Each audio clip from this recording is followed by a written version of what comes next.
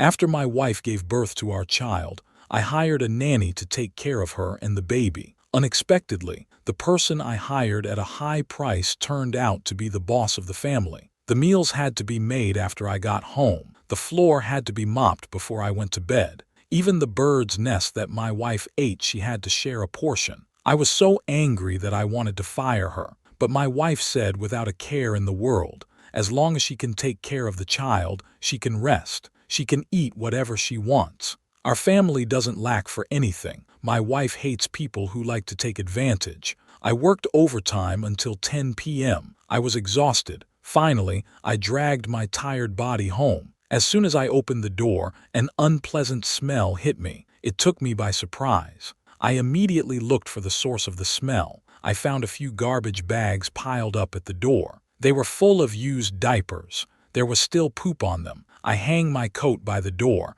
I walk straight into the living room. The light is dim. The TV screen flickers. Emily is half lying on the sofa. She has her hand on her head. She is watching a TV show with great interest. The coffee table is full of melon seeds and the husks of the Musang King durian that I just bought for my wife. Michael sees me standing there smiling. He doesn't move. He says, "You're back. Just tidy up a little today. It's so late. Get some sleep after you're done." My wife Sarah had just given birth. To take better care of her and the baby, I hired the best babysitter in the city at a high price. Her resume was impressive. She could cook, clean, and take care of the baby. Scientific methods, clear organization. But after she actually came to work, I realized that those were all exaggerations on her resume. She always had excuses. She doesn't do the housework or cook. Sarah is weak after giving birth. She needs to rest.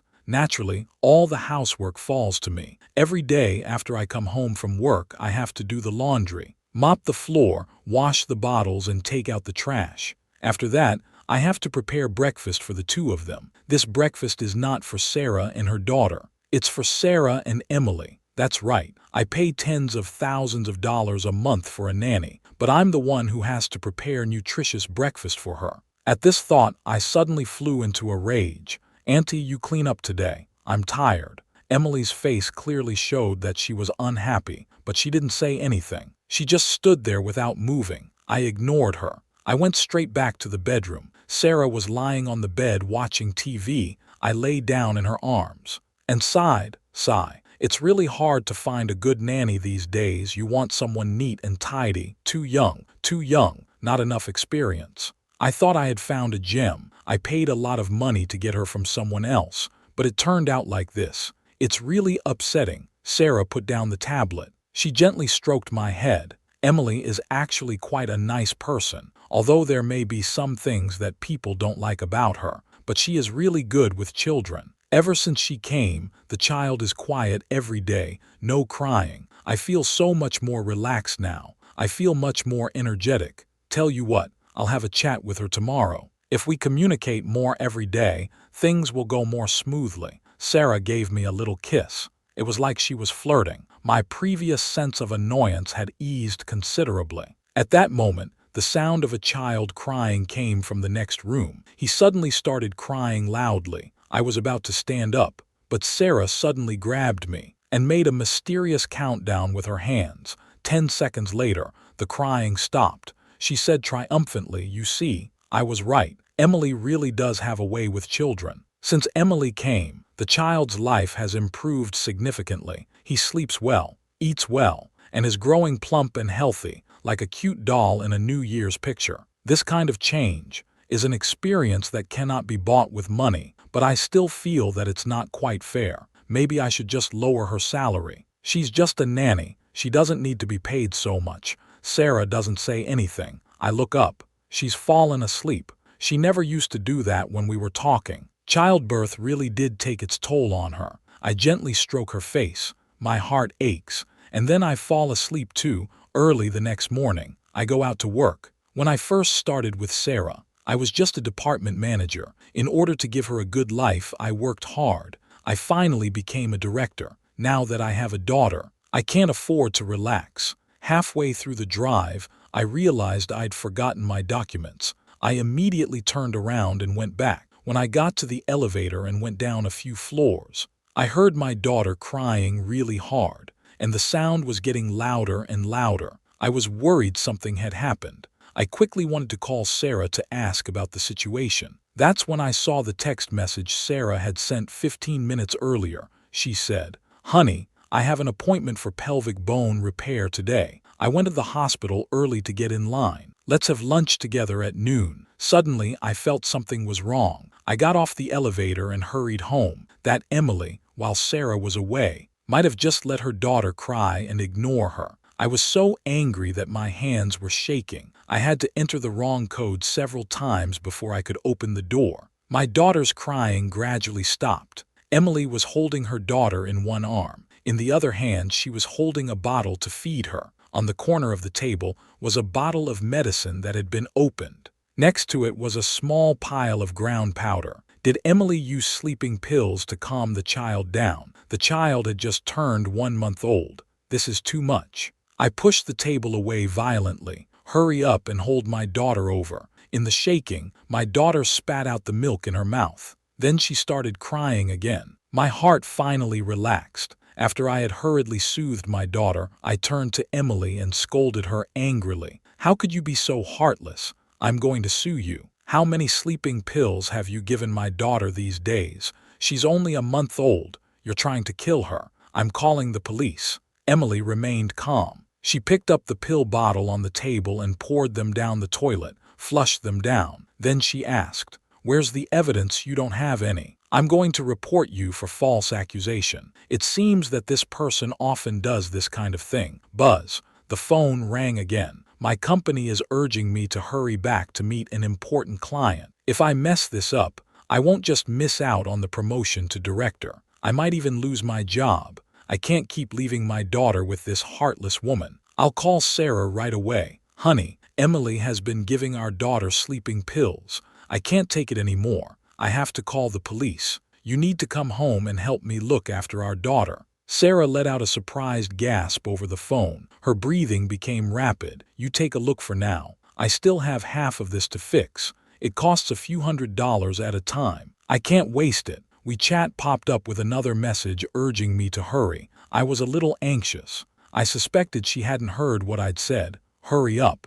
I'm in a hurry to get to the meeting. Hurry back." Emily gave our daughter a sleeping pill. Sarah suddenly became angry. He said to Michael, "Michael, that's enough." Emily took the sleeping pill herself. "It's for the baby. How could she give the baby a sleeping pill? Ever since Emily came, you've always been dissatisfied with this and that. I've tried to reason with you so many times. You never listen. As long as she can take care of the baby, it's not a big deal if she takes a break. She can eat what she wants. We don't lack for anything in this house. I don't understand why you're always like this. If you don't want to spend the money to hire a nanny to take care of us, just say so." Sarah hung up the phone abruptly. When I called back, the phone was turned off. He didn't even give me a chance to explain. I really regret it now. If only I had installed a surveillance camera at home. Now I can't even defend myself. After uploading the documents to the company assistant, I waited for Sarah to come home. 2 hours passed. Sarah was still angry.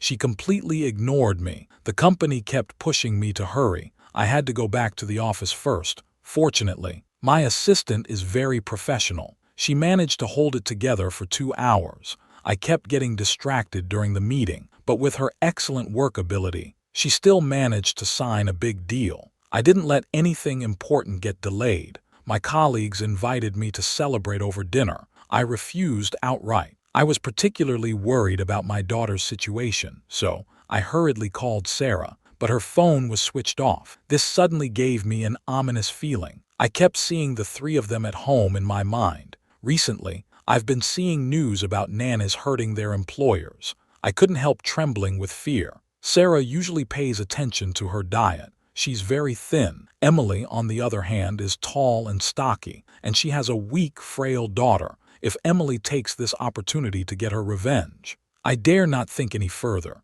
As soon as the car stops, I run home immediately. When I get out of the elevator, I notice that the door is ajar. I hold my breath. I peer through the crack. Sarah is sitting on the sofa with her daughter in her arms. They are watching TV with Emily. They are chatting and laughing. They were sharing a piece of durian. Judging by the way they were acting, it seemed like the sleeping pills had never happened. I was furious. Emily must have said something to make it all go away. Sarah was so naive, but I wasn't. I definitely couldn't keep this nanny. I was about to go over to them, but then Emily suddenly let out a few sobs. She put the durian down. She said, I'll go pack my things. I'll leave tonight. You don't need to be paid for the past few days. Consider this my apology to you. Sarah immediately stopped her, softly comforted her. Mom, don't go, you're my mom. It doesn't matter what Michael says. Don't pay any attention to him. You're the child's family. How could you harm the child?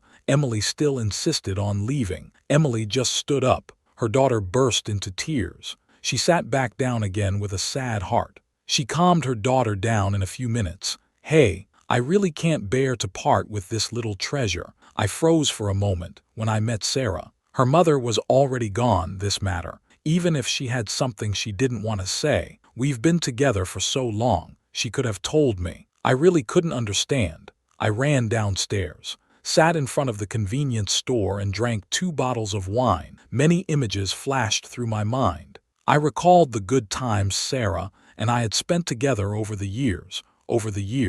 Sarah has always been considerate of me. She cares about me in every way. We are not only a supportive couple, we are also good friends who can talk about anything. I don't oppose Sarah's mother coming back. On the contrary, because of her mother's company, I feel happy for Sarah. I just can't understand. Why did Sarah lie to me and hide it from me? The wind in March is still chilly. After a few sips of wine, I couldn't help but shiver. My mind also cleared up a lot at this time. The faces of Emily and Sarah suddenly appeared in my mind. Their appearances, heights and skin tones were completely different. I suddenly remembered a news story I had seen before. It was about a nanny who had harmed a family. I was shocked. Could it be that this Emily had tricked Sarah by pretending to be the mother? If so, our family's details would have been discovered. Damn it! Her purpose was not to enjoy the benefits of being a nanny. Her goal was to come after us. I stood up abruptly. I hurried home. I tried the code several times,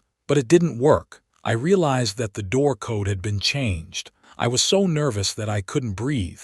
My heart was pounding. I knocked desperately. I called out Sarah's name. The door creaked open. I was pulled over by a strong pair of hands. I fell to the ground. Emily, who was lying on the ground, was only wrapped in a bath towel. We locked eyes. Before long, Emily started screaming, "Help! Someone's assaulting me! Someone's assaulting me!" She clung to my hand. We struggled. Her towel came loose halfway. Emily's voice was loud. Everyone was home from work at that time. The neighbors came out to see what was going on. Emily saw that there were more people. She quickly grabbed her towel. Only then did she let go of my hand. "Michael, how could you? I'm so old. You still have those thoughts." "I'm a little anxious." "I really don't," she cried loudly. Her voice was full of pain. She didn't listen to a word I said in explanation. The neighbors next door looked at each other. They whispered, "This Michael seems quite gentle. I didn't expect him to have such a fetish."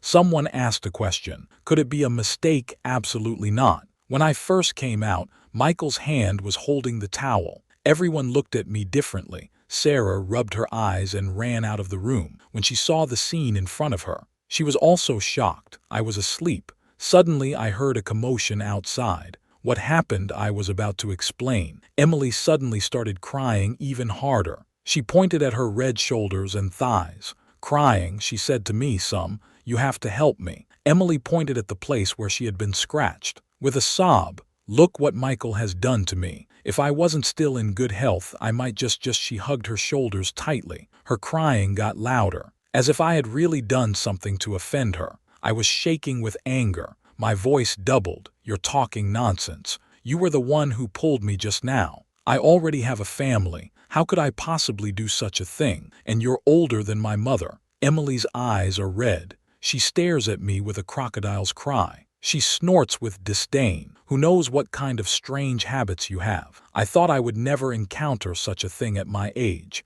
I never thought I would meet someone as unreasonable as you." She turns around. With a face full of grievances, she says to everyone, "You all saw it just now, didn't you? You have to bear witness for me." The neighbors next door also chimed in. "When I came out, I saw Michael lying on the ground. He was on top of her. That's right. When I came out, her towel was about to fall off. Who would expose themselves on purpose?" I was so angry. "What you saw is not the truth." The neighbor across the street suddenly slapped his thigh. He said, "I have a surveillance camera installed in front of my house. Just check it out and you'll know." I immediately perked up. It was like I had grabbed a lifeline. I was so grateful that I almost fell to my knees and kowtowed to him. The neighbor took out his phone. He flipped through the menu. He found the video of the security camera outside my door. In the video, I was facing away from their house. It was hard to see my hands. All you could see was me slamming the door like I was out of control. As soon as the door opened, I rushed in. Emily's expression was completely natural. There was no sign of acting. All the evidence and the various accounts added up. Instead of proving that I was acting strangely, I was completely stunned. The neighbors were also standing around talking. They accused me with their words. Emily cried even more. Sarah looked at the 2 scratches and the red marks on Emily's collarbone that looked like mosquito bites. The corner of her mouth twitched slightly. She didn't say anything. She walked up to me. I was a little relieved, even if everyone didn't believe me. At least my wife wouldn't. I went up to her excitedly. "Honey, I knew you would believe me no matter what." I snap. Sarah slapped me hard. "Michael, you have really disappointed me. I want a divorce." "Michael, I really didn't think you would do this. Even if you didn't like Emily, and even if you falsely accused her of giving the baby sleeping pills. I didn't say anything, but now you have done this. Is this also your way of driving Emily away? I really didn't think you would do such a thing. You are not my husband. And my daughter does not have a father like you." Sarah grabbed a few of my belongings and threw them out the door. She slammed the door behind her. "Go away." I sat down on the floor, feeling weak. I felt like I was going to collapse. I could tolerate others accusing me and saying bad things about me. But what I couldn't bear was my beloved wife only listening to what others said and not believing me. I have only loved one woman in my life, Sarah. I have only ever been in love with her. Since our marriage, I have always been self-disciplined. Outside of work, if there are any female colleagues involved, I try not to get involved. Even for meetings with female business partners, I always let other colleagues handle it. Sarah became a full-time housewife after our marriage. I did this just to make her feel at ease. My life is about working and taking care of her, and the children. How could I possibly do such a thing? Sarah's reaction made me even more angry than Emily's false accusations. I stood up angrily. I slammed the door. The neighbors pointed at me. They gossiped. How could I ever return this? I just didn't care about losing face. People like this behave abnormally. Naturally, they do things that ordinary people don't do. Someone even came over and pulled me. "If you threaten anyone else, we'll call the police." I didn't say anything at all. When did I threaten anyone? Besides, this is my home. Why can't I go in unexpectedly? The police arrived in a few minutes. They immediately handcuffed me. "It was you who was threatening others and planning to do something bad. Come with us." I was so angry. At that moment, the door suddenly opened. Sarah nodded to the police. "Comrade policeman." I called the police. "Please be sure to handle this fairly. Even though he is my husband, I will not protect him. People like him are truly the scum of society." Sarah said sternly. I suddenly felt that this woman I had loved for many years had become a stranger. My heart sank. I followed the police back to the police station. After being interrogated, the police told me that they would continue their investigation and did not immediately convict me. When I got out of the police station, it was already late at night. I hesitated for a moment and I didn't call Sarah. My daughter should have been asleep by now. I didn't want to disturb her with a fight. After a while, I didn't know where to go. I spent the night at a hotel. The next morning, I pretended nothing had happened. I went to work as usual. After all, money is the most important thing. I only got a few hours of sleep. My head started to ache badly, so I turned around and bought an iced coffee. As I leaned against the window, I saw Sarah and Emily with the baby, and a man I didn't know. I always felt like they were hiding something. I sat quietly at the next table. Emily yawned. Getting up so early, I'm so sleepy. When can we go out and have fun in the open? Sarah laughed and reassured her. Soon, soon. It's a good thing that man named Zoo is gone. The four of us can go on a trip and relax. How nice. We don't want to think about those annoying things. Zoo has been detained. He won't be released for at least 3 days. We have to make the most of this beautiful time. I spent tens of thousands of dollars on a camera on purpose. I'm waiting to take some beautiful group photos. The man across the street smiled and kissed his daughter. He asked, "Do you miss your father? As long as Zoo leaves, our family of 4 can be together forever." Emily's originally tense face also revealed a smile. This incident has already caused Zoo enough suffering. We will then add fuel to the fire, force him to divorce. In this way, he is the party at fault. He is not qualified to fight for property. In the future, our baby will be able to change her surname. Dad will be called David, and the baby will be called Emily. Is that okay? Everyone laughed happily. I sat shivering in the next room. I heard everything. I didn't feel sad. I just felt cold down to the bone. My beloved wife, my best friend, my perfect bedmate, she had been plotting against me behind my back. I suddenly understood. All these days, everything they had done, it was all to lure me in. They let me see the sleeping pills on purpose.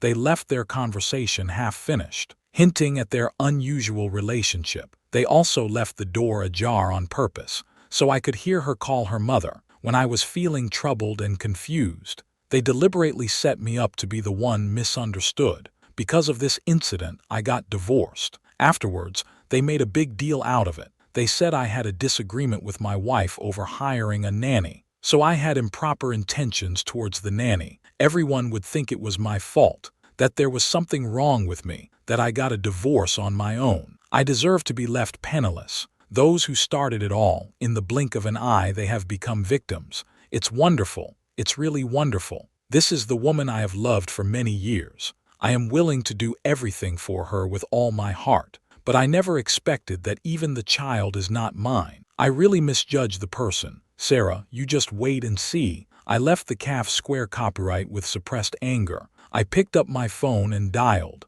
I called my assistant to find out more about David and Emily. My assistant sent the information quickly. It turned out that David and Sarah had been friends since childhood. When they were young, their families had arranged their marriage. But then Sarah's mother died. Her father moved home because of work. The two gradually lost contact. The marriage was never mentioned again. Later, we settled down in this city. David did not do well in school and was unable to get into university. He started working early. Later, he became the manager of a supermarket. It was there that he happened to meet Sarah. At that time, I was in a critical period for promotion. I was busy with work all day long. I had less and less time to spend with Sarah. Sarah was very dissatisfied, so she and David chatted and chatted. They got together. Emily was actually not a nanny. It was just that Sarah had packaged her very well. Sarah also deliberately guided me and made me pay a high price to get her.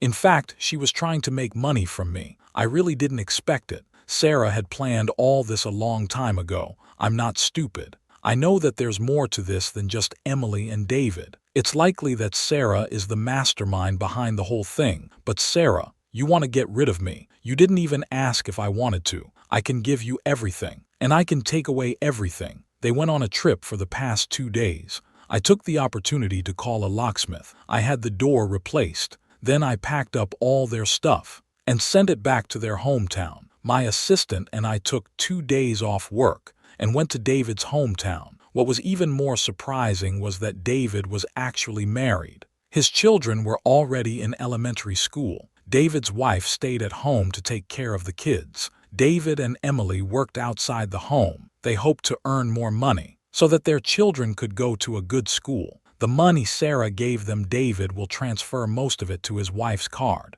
Sarah's attitude towards him and his wife is obvious. Who she likes and who she doesn't. As David's friend, I took his wife and child back to their home. After I finished, Sarah returned with the 3 of them. Sarah tried several times but couldn't get the door lock to open. From the camera, I heard her mutter, "Why is the door lock broken? I have to hurry back and change." Michael is getting out today. If we get caught, we're in trouble." David didn't seem to have finished. He stood close to Sarah. "Don't worry. If he sees you dressed like this and asks you, it'll give us the chance to have a fight. Then you can ask for a divorce. Isn't that great?" Emily gave him a look and said, "It's not that far gone yet. Just behave yourself." "Yes, they won't let me go until I'm completely exhausted. They definitely won't let up." After a while, the alarm at the entrance went off. A few neighbors came out to watch the fun. "Sarah, you're back. I envy you. You can go out and have so many helpers."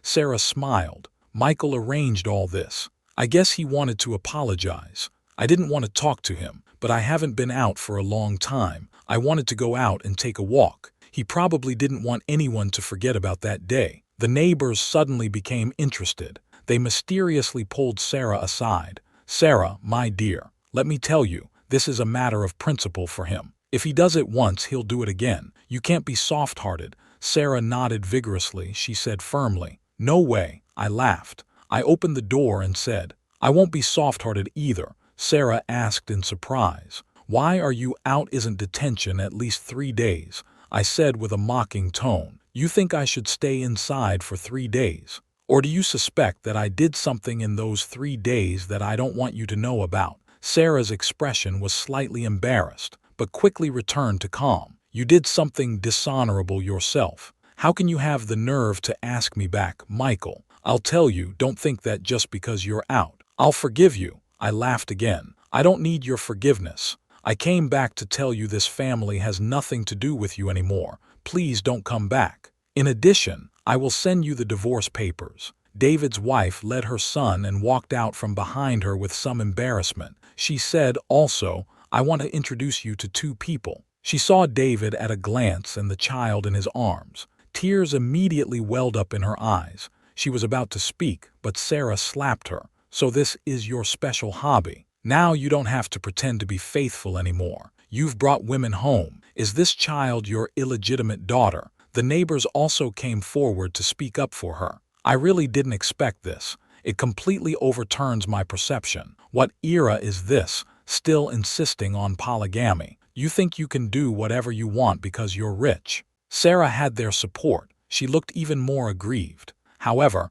no one noticed David and Emily, who usually like to put on airs, have not said a word since earlier. Especially David. When he saw his wife appear, his face suddenly turned pale. He kept his head down. He didn't dare look up. I ignored Sarah's words. I immediately walked over to support David. "What's going on? Seeing your wife and child. Why are you still so constrained? Did Sarah give birth to your child? Do you not recognize your eldest son?" the neighbor exclaimed in surprise. "What? That's a lot of information. This is an unexpected turn of events. Sarah, why are you silent? Did you have a child with someone else and let Michael raise it?" Sarah clenched her lips tightly, without saying a word. His gaze scanned back and forth between David's wife, as if he were examining an enemy with whom he had a deep grudge. "I thought in relationships, I could be decisive. I want to love, I want to let go. But when I saw Sarah jealous of another man, I felt a pang of sadness.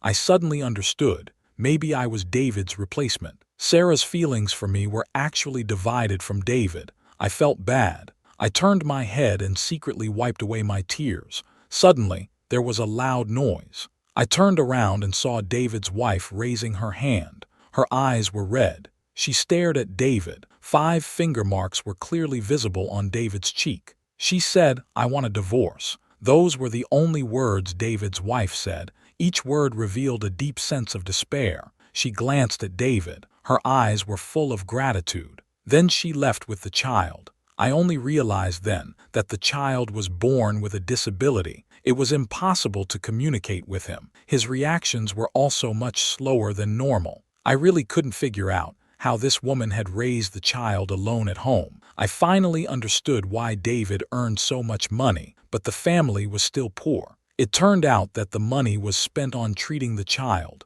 but that was no excuse for hurting me. David handed the child over to Sarah. He stood up and was about to go after her. Sarah held him tightly. "David, don't go. You have to explain to me. What's going on? You actually have a family and a child. You've been lying to me." I gave up everything for you, David said impatiently. You saw it all. What else is there to ask? Sarah was beside herself with anger. She increased the pressure in her hands. She ripped David's collar and shouted, "Break up. I'm telling you, David, you're in no position to talk about breaking up. I've spent a lot of money on you, and I've had children for you. You must sever all ties with them. Otherwise pang." David raised his hand and slapped her. "Sarah, you gave me the money willingly. You also willingly married me and gave birth to my children. I didn't force you. Moreover, you never asked me if I was married. This is not cheating at all." Sarah was stunned. She stared at David in disbelief.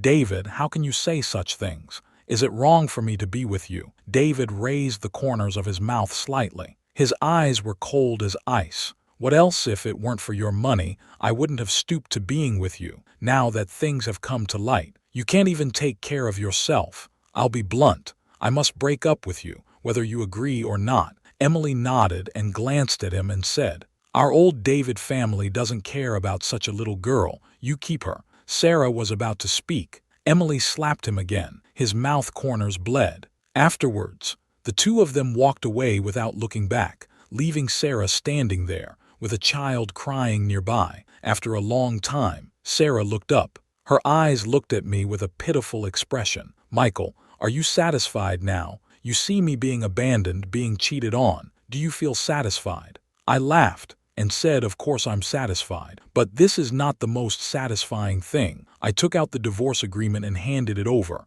and said, "Sign it. You won't get anything else. If you don't sign it now, if we go to court, I'll make you pay everything back. You probably don't have that kind of money. I'm not a charitable person. I'm not going to feel sorry for you. That child is still young. It needs its mother's care. That's the whole story. The neighbors have all gone away. No one dares to say anything. Everyone is afraid that Sarah might do something to hurt someone else after being so provoked. I'm inside, watching the security camera outside the door. This time I've been smart. I installed the camera in advance. I've recorded everything that just happened. If Sarah dares to bother me again, I'll use this evidence to sue her. I'll apply for a restraining order." Sarah stayed up late. I don't know where she went, and I don't care. I poured a glass of red wine. I sat on the bed by the French windows. I silently looked at everything around me. The home that once was full of laughter, now it seemed exceptionally quiet.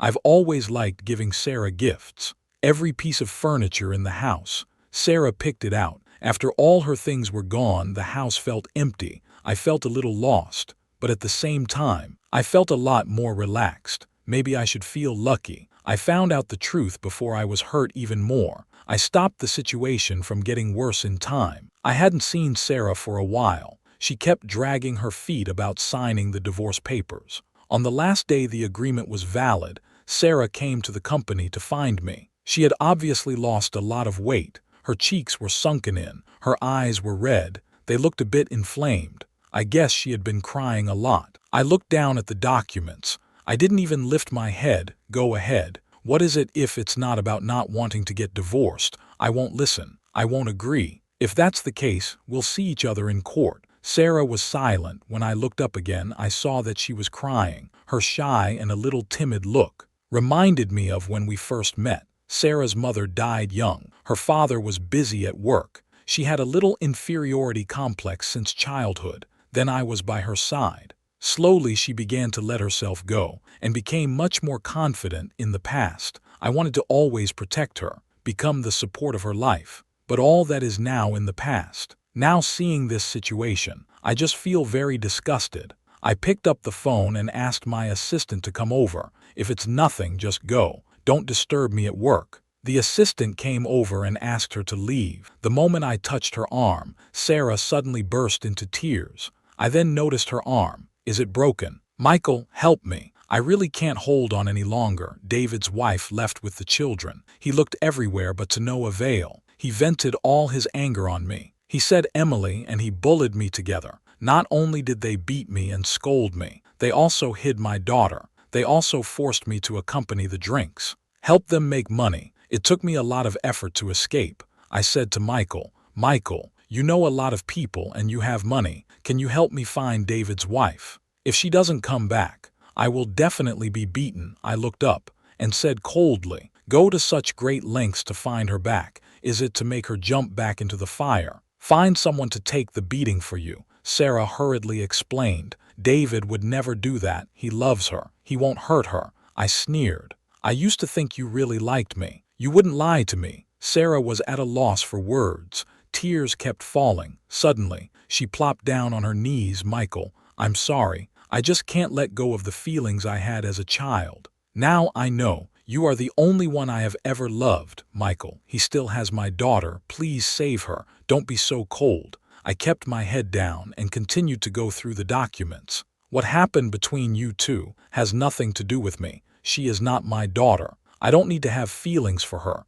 If you have any business, you should go to her real father, not me." I didn't bother to say anything more to her. I simply asked my assistant to show her out. Not long after that, she signed the divorce papers. She left me a message: "Michael, I've let you down in this life. I'm sorry. Goodbye forever." I assumed she was just trying to get my sympathy. I ignored her. From the moment I found out Sarah had betrayed me, my heart turned cold. It didn't matter what she did. It didn't matter to me. But I never expected before long. I heard news of Sarah again. It turned out that Sarah's daughter had not been hidden away. Instead, Emily had killed her after David's wife left with the children. David couldn't handle the blow. He drank all day. As a result, he accidentally broke his leg. Since he had no money for treatment, Emily ended up with a permanent disability. She couldn't accept this. She thought it was all Sarah's fault. She felt that she was an omen. Emily not only beat and scolded Sarah,